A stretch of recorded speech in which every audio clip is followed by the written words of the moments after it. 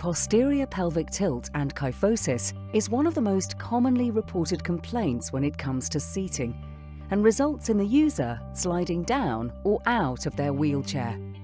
When the pelvis rotates posteriorly or backwards, the ischial tuberosities or ITs slide forward along the seat, which in turn brings the coccyx and sacral region into contact with the seat surface. Sitting in this position increases the user's risk of skin breakdown around their bony prominences due to direct pressure and shearing within the tissues. As the pelvis and the spine are connected, the spine will also change shape. The backward rotation of the pelvis causes the spine to curve and form a C shape, known as kyphosis.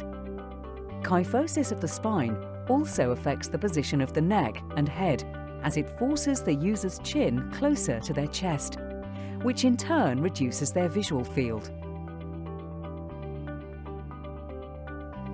Several other physiological body functions are also affected, including swallowing, digestion, breathing, speech, and even bowel and bladder function.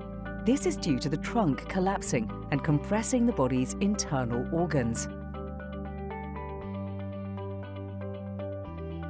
Posterior pelvic tilt and kyphosis can be caused from an incorrect setup of an existing seating system, or it can be caused through clinical issues relating to the user, for example, muscle weakness.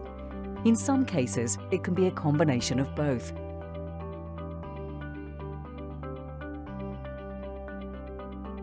Problems relating to the seating system may include the seat depth being too short or too long, the foot supports being too high or too low, the seat to floor height being too high or too low for effective foot propulsion, the rear wheels being positioned too far back, making propulsion difficult, or it could be due to lack of support from the backrest at the posterior superior iliac spines, PSIS. Clinical issues or issues related to the user may include problems with tone. High tone may result in the user extending out of the seating system, whilst low tone may cause them to slouch or slump. Alternatively, the user may lack 90-degree flexion at their hips, or just one of their hip joints. Not being able to flex or close the angle hips to 90 degrees will cause the user to slide down the seat surface. As mentioned in the mat evaluation video, opening the backrest angle can be an effective solution for this problem. Another reason is because the user may have weak abdominal muscles, which causes their trunk to collapse, or weak back extensor muscles, which prevents them from maintaining an upright sitting posture. Tightness of the hamstrings may also be a problem. The hamstring muscles, of which there are 3, attach to the bottom of the pelvis and run down the back of the thigh, through the knee, and attach just below the knee joint. Extending the knee stretches the hamstring muscles to their full length. However, not everyone's hamstrings can be fully stretched.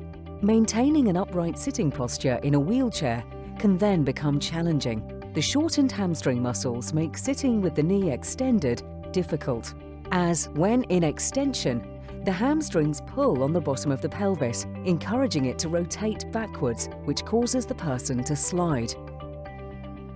Some people have very tight hamstring muscles and are unable to use standard footrest hangers of between 70 degrees or 80 degrees, as they overstretch the hamstrings and cause the user to slide.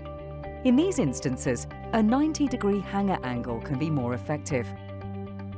However, attention needs to be paid to the wheelchair configuration to avoid conflicts between the foot plates and the front casters. If this is an issue, you could consider the use of angle and depth adjustable foot plates.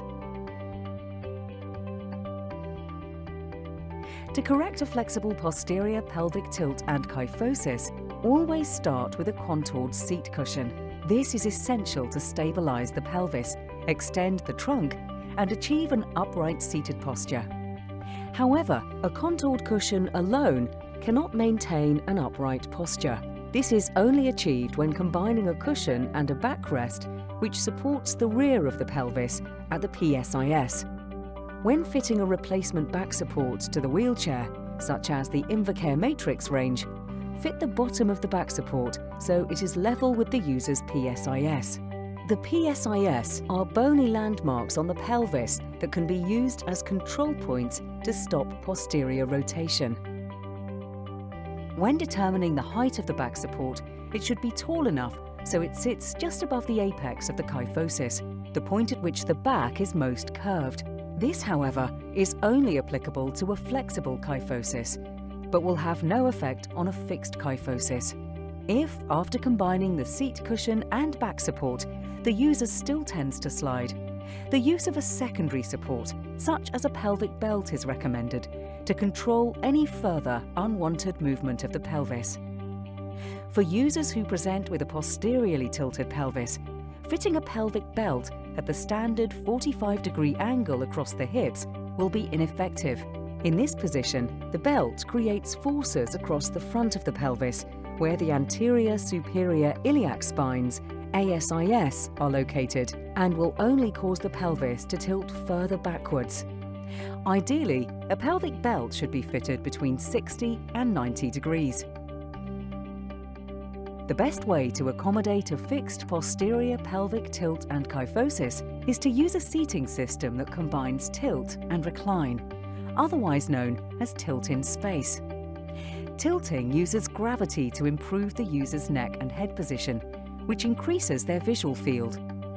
The use of gravity will also open up or expand the trunk and abdominal region, which will improve swallowing, breathing, communication and digestion, as well as bowel and bladder function. With any tilt-in-space system, a suitable headrest that meets the user's individual postural needs should always be used.